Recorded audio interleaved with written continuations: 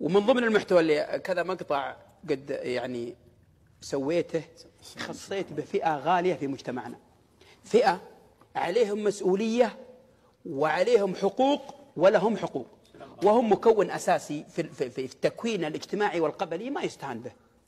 وإذا تكلمنا عنهم فهذا لأنهم وصلوا إلى مكانة عالية. ودائما الرجل كل ما اعتلى وظهر في مكان مرتفع كان كل من حواليه ينظر إليه، فالكلام كله يوجه له سواء نقد أو حتى كلام إيجابي.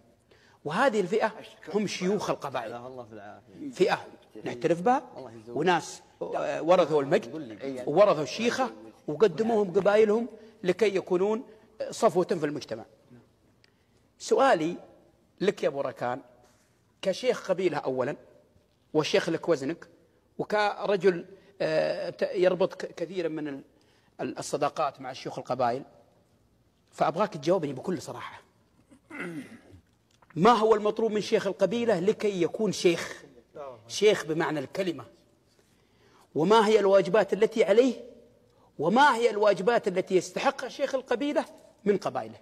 أنا أدري أن السؤال صعب لكن أنت كفول له. والله كلمة شيخ أساسا قالت العرب لفظا من كبر سنه وطال عمره يسمى شيخا. أحسنت. وقالت العرب كلمة شيخ من إمام المسجد ورجل الدين يسمى شيخا. نعم. وأما شيخ القبيلة فهو من تشيخ أي تسيد. وقالت العرب لا يتسيد القبيلة إلا من كانت فيه 3 خصال. يا سلام. راعى الراس القاسي والتبسي الراسي وبين ربع مواسي. يا سلام.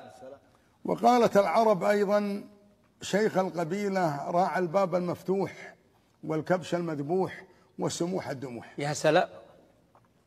وأنا أقول إن شيخ القبيلة لابد أن أول شيء يراعي الله سبحانه وتعالى في كل خطواته وفي كل معاملاته باتجاه ربعه واتجاه قبائله. وثانيا يراعي أبعد واحد في القبيلة كأقرب واحد إله نسب ولا هذه، كلهم سواسية، يكون العدل أساس مشيخة القبيلة، يكون عادل مع الكبير مع الصغير. ثالثا أنه يسعى إلى رقية قبيلته، أبناء القبيلة يحتضنهم. يا سلام. ينهي مشاكلهم. يا سلام. يساعدهم في وصولهم إلى علم وإلى درجات علمية. أيضا يوجههم البعد عن الأشياء السيئة وينهجون منهج الإسلام ومنهج العروبة ومنهج القيم والأخلاق، يعتبر معلم بين قبيلته. وأيضا يساعد ربعه وقبيلته في كثير من الخدمات لقراهم لأنهم محتاجين إلى. طبعا الدولة رعاها الله، شيخ القبيلة همزة وصل ما بين الدولة والقيادة والقبيلة وبين القبيلة. أحسنت. ويجب أن يكون شيخ القبيلة ينقل صورة عن قبيلته أمام الدولة رعاها الله وأمام المسؤولين، وأن يقدم طلباتهم. ما رأيك في الشيخ الذي لا يقدم من هذا الكلام شيئا لقبائله، لا يقدم شيئا ثم يتشبث بهذا المنصب؟ هل هذا موقف إيجابي أو سلبي؟ لا سلبي، يعني ما يخدم قبيلته ويعتبر بس أنه شيخ القبيلة في بيته وأنه يوقع على أوراقه وأموره. هذه نظرة بسيطة، أجمل يتركها لغيره لمن هو كفول له. لكن شيخ القبيلة هو همزة الوصل، هو الذي يحتضن قبيلته، هو اللي يوجه شبابها، هو الذي يأخذ على يده طلباتهم يقدمها للمسؤولين ويتابعها ويهتم بقبيلته. الأرملة يهتم بها، المريض يهتم به. يا سلام. نعم. اليتيم يهتم به، أيضا المعسر يهتم به، يهتم بكل قبيلته. يعني الشيخ مؤتمن.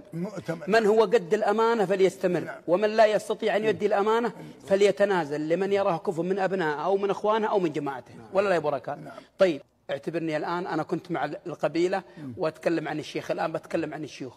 طيب شيوخ القبائل ما لهم حقوق؟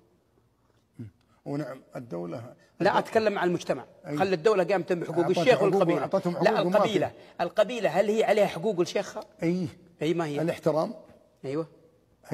وأيضا طاعته في مرضاة الله سبحانه وتعالى، ثم في تحقيق أهداف الدولة رعاها الله. أحسن. الدولة لها أهداف بين القبائل، إنهم يوجهون الشباب للاعتدال، يبعدونهم عن العبث في وطنهم، يوجهونهم إلى أشياء فيها صلاح للمجتمع وتصب في مصلحة الوطن. أحسن. اي نعم. فهذه من الذي أسأل الله أن يوفقهم شيوخ وقبائل، وحنا والله نقدر شيوخ قبائل المملكة وكلهم والله هم أكفاء ونعم الرجال، لكن ما في حد كامل، لابد أن الأخطاء موجودة، وحنا عندما نتناقش عن هذه المواقف نرغب ونطمح إلى الأفضل والأفضل. لا أنت بركات.